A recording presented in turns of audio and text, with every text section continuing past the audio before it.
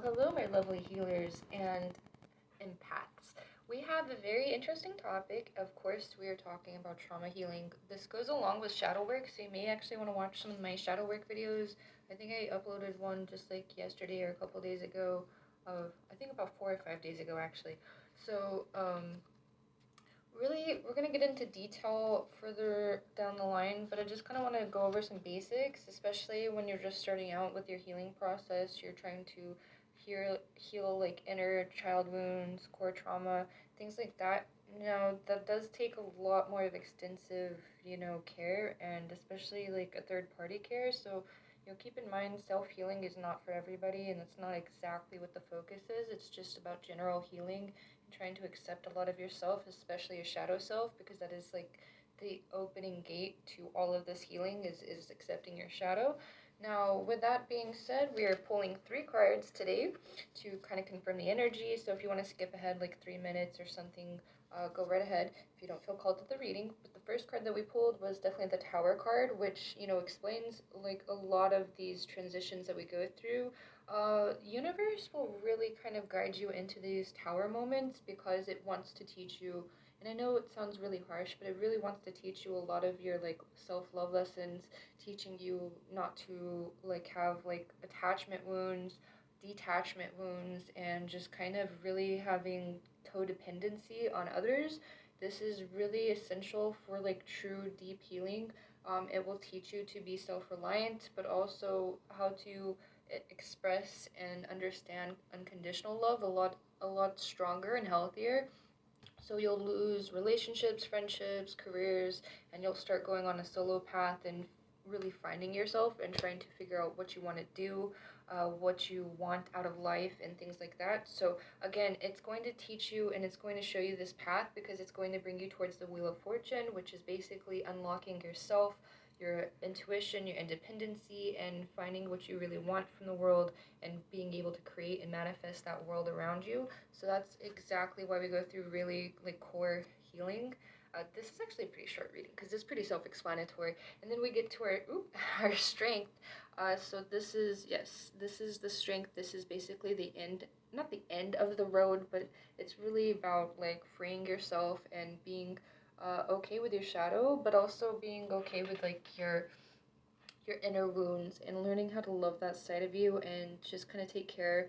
And see how she's kind of like in this desert almost hanging out with these lions, and she's also like in this like river, so it's almost like got this like Nile vibes. And I swear this, I don't know for sure, but yeah, no, yeah, I can see it.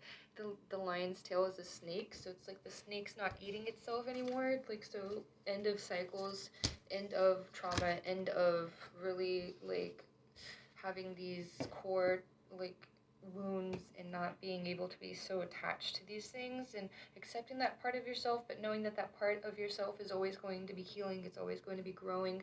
And that's not to say that you're always going to be healing and that there's no end to the healing process, but there really, like, if you really think about it from an open perspective, there really isn't an end to healing because we always go through things in life. There's always things that come up.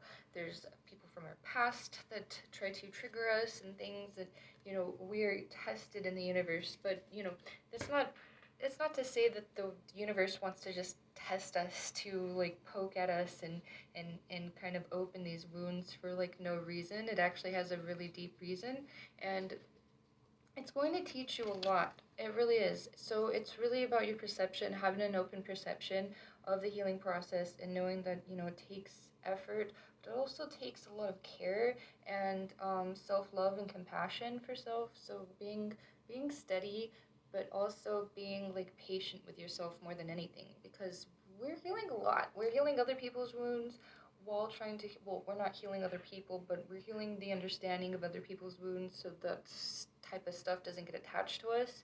So it's a difficult, tricky process, and you have to be slow, and and you have to kind of take these things in steps. So don't rush into anything. That is like the biggest form of advice I can give you, is do not rush the process, because the process will just go right back into a loop, and you'll just open up more cans of worms that you were not ready for. So yeah, go slow with yourself and be okay with, taking time and effort, and also stepping back and going into like almost a hermit mode, because it doesn't necessarily require the hermit mode, but a lot of us, like, we really start healing when we're in the hermit mode. We kind of detach ourselves from like society, people constantly needing us. Now that's not to say that it's totally possible for everybody. Obviously we have family, we have friends, people who rely on us, but it's also like trying to learn how to not attach yourself to that sort of emotion that you have to be there for other people, but still being there unconditionally for people. But it's kind of tricky, because there's a psychological aspect to it, because we're still going to be there for people, we're still going to be available, but you cannot, and this is like another really big point, you cannot pour from an empty cup. And so you have to realize that you need to recharge yourself constantly, or not even constantly, but you have to recharge yourself um, consistently, and understand your limitations, understand your own personal boundaries, and create healthy boundaries for yourself more than anything.